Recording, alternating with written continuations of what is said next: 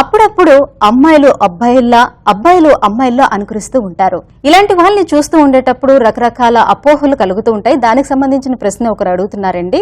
అమ్మాయి అబ్బాయిగా, అబ్బాయి అమ్మాయిగా డ్రెస్ వేసుకోవడానికి, అలా మేకప్ చేసుకోవడానికి ఇష్టపడితే ఇదేమైనా మానసిక సమస్య అని అడుగుతున్నారు. ఇలాంటి వారికి కౌన్సిలింగ్ ఇస్తే మామూలు స్థితికి వస్తారా అని అడుగుతున్నారు.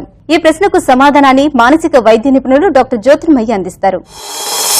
ఎవరైతే ఫర్ ఎగ్జాంపుల్ ఒక అమ్మాయి ఉందనుకోండి, లేకపోతే అబ్బాయి ఉన్నాడు, అమ్మాయి బట్టలు వేసుకుంటాను, నేను అమ్మాయిలాగా తయారవుతున్నాను అనుకోవడము హార్మోన్స్లో ప్రాబ్లమ్స్ వల్ల అలా జరుగుతుందన్నమాట.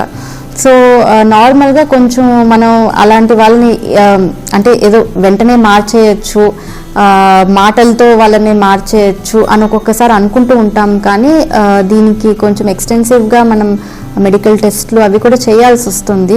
వాళ్ళకి బాగా డిస్ట్రెస్ ఉంటుంది, ఎందుకంటే మన సొసైటీ యాక్సెప్ట్ చేయదు చాలామంది అట్లా చేంజ్ అవుతున్న వాళ్ళు. సో వాళ్ళకి ఒక్కొక్కసారి డిప్రెషన్ వచ్చే అవకాశం కూడా ఉంటుంది. కాబట్టి నార్మల్గా మనం కౌన్సిలింగ్ సెషన్స్లో వాళ్ళకి ఈ డిప్రెసివ్ సిమ్టమ్స్, ఇంకా దీని నుంచి కోప్ అయ్యే విధానాలు కూడా చెప్తూ ఉంటాం అన్నమాట. డెఫినెట్గా ఇది వాళ్ళు కావాలని చేస్తుంది కాదు, హార్మోన్స్లో వాళ్ళకి ఆ ప్రాబ్లమ్స్ ఉండడం వల్ల వాళ్ళు అట్లా బిహేవ్ చేస్తూ ఉంటారు. కొంతమంది సెక్స్ రీఅసైన్మెంట్ సర్జరీస్ కూడా ఉంటాయన్నమాట. అంటే వాళ్ళ ఫిజికల్ అపియరెన్స్ కూడా మార్చుకోవడానికి చూస్తారు, అబ్బాయిలాగా అవడానికి, లేకపోతే అలా ప్రాస్థెసిస్ అయి పెట్టుకోవడాలు ఇలాంటివి కూడా ఉంటాయి. It is definitely very distressful for them, for the person who is undergoing it అనమాట. సో యాజ్ అ సొసైటీ మనం కూడా వాళ్ళ ఇది అర్థం చేసుకుని ప్రవర్తించాలే తప్ప వాళ్ళని డిఫరెంట్గా అట్లా మనం చూడకూడదు.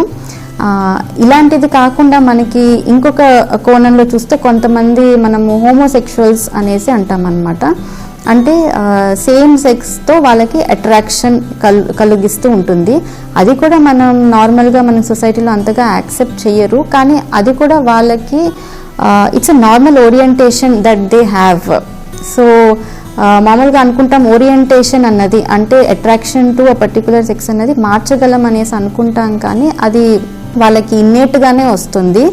సో వాళ్ళలో కమింగ్ అవుట్ ఫేజ్ అని ఒకటి ఉంటుంది. అంటే ఎప్పుడైతే వాళ్ళు ఐడెంటిఫై చేసుకుంటారు ఆ మనుషులు నాకు సేమ్ సెక్స్తో అట్రాక్షన్ ఉందనేసి, సో వాళ్ళు ఈ కమింగ్ అవుట్ ఫేజ్లో చాలా ఒత్తిడికి లోనవుతారనమాట.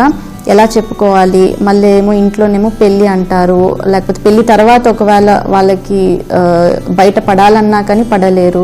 సో ఇలాంటి వాళ్ళల్లో కూడా మనం కౌన్సిలింగ్ అది మనం చేసుకుంటాము. సో మెయిన్ థింగ్ ఏంటంటే ఇట్లాంటి వాటికి చులకనగా వాళ్ళని చూడకపోవడం is the first thing towards progress అన్నమాట.